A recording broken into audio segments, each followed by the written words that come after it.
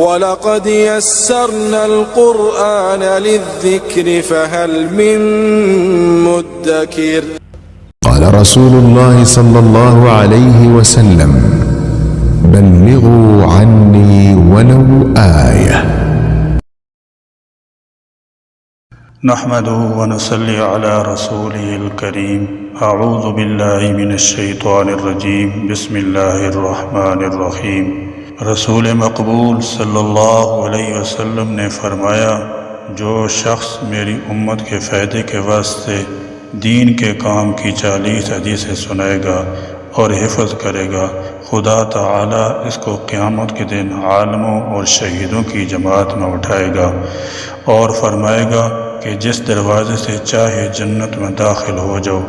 چنانچہ اس فضیلت کے حصول کے لیے اور تبلیغ دین اور صدقہ جاریہ کے لیے ارشادات رسول صلی اللہ علیہ وسلم کا سلسلہ شروع کر رہے ہیں، جس میں انشاءاللہ تعالی مختلف موضوعات، عقائد، عبادات، معاملات، اخلاق اور آداب وغیرہ سے متعلق 40 صحیح احادیث کو مختصر اور مفید شرح کے ساتھ پڑھیں گے اور سمجھنے کی کوشش کریں گے. اللہ رب العزت ہم سب کو ان مبارک ارشادات پر عمل پیرا ہونے کی توفیق نصیب فرمائے. آج انشاءاللہ تعالی پہلی حدیث ارکان اسلام کے متعلق پڑھتے ہیں. عن عبد الله بن عمر رضي الله تعالى عنهما قال قال رسول الله صلى الله عليه وآله وسلم بني الإسلام على 5: شهادة أن لا إله إلا الله وأن محمد رسول الله وإقام الصلاة وإيتاء الزكاة والحج وصوم رمضان. متفق علیہ. سیدنا عبداللہ بن عمر بن خطاب رضی اللہ تعالی عنہما سے روایت ہے کہ رسول اللہ صلی اللہ علیہ وسلم نے فرمایا، اسلام کی بنیاد 5 چیزوں پر قائم ہے: اس بات کی گواہی دینا کہ اللہ کے علاوہ کوئی سچا معبود نہیں ہے اور محمد صلی اللہ علیہ وسلم اللہ کے آخری رسول ہیں، نماز قائم کرنا، زکوٰۃ ادا کرنا، بیت اللہ کا حج کرنا اور ماہ رمضان کے روزے رکھنا.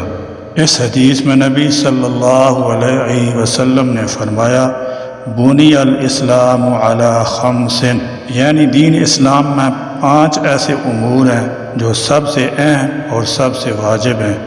انہی امور کو ارکان اسلام کہا جاتا ہے اور اس کی تفصیل حسب ذیل ہے.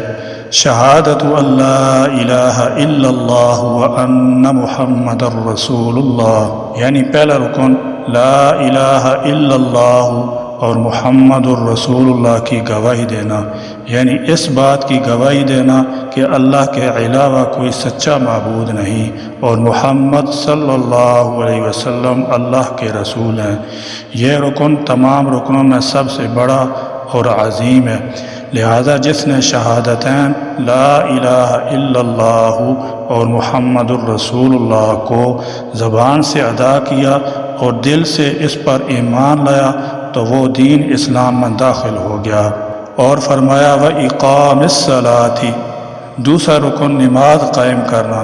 شہادتین کے بعد نماز اسلام کے ارکان میں سے ایک عظیم رکن ہے. یہی وجہ ہے کہ نبی صلی اللہ علیہ وسلم نے نماز کو شہادتین کے بعد ذکر فرمایا. وَإِيتَاءِ الزَّكَاةِ، تیسرا رکن زکوٰۃ ادا کرنا. زکوٰۃ مال کا ایک مخصوص مقدار ہے جسے شریعت نے متعین کیا ہے. مسلمانوں پر واجب اور فرض ہے کہ وہ اسے فقراء اور مساکین وغیرہ میں سے مستحق لوگوں کو دیں. والحج، اور بیت الحرام کا حج کرنا. والحج یعنی چوتھا رکن بیت اللہ یعنی خانہ کعبہ کا حج کرنا. حج انسانی زندگی میں صرف ایک بار واجب اور ضروری ہے اور یہ اس شخص پر واجب ہے جو اس تک پہنچنے کی استطاعت رکھتا ہو. اور 5واں رکن وصوم رمضان، رمضان شریف کا روزہ رکھنا. مسلمان پر پورے ماہ رمضان کا روزہ رکھنا واجب ہے، سوائے ان معذور لوگوں پر روزہ رکھنا واجب نہیں ہے کہ جنہیں ان کے عذر کی وجہ سے روزہ نہ رکھنے کی اجازت دی گئی ہے۔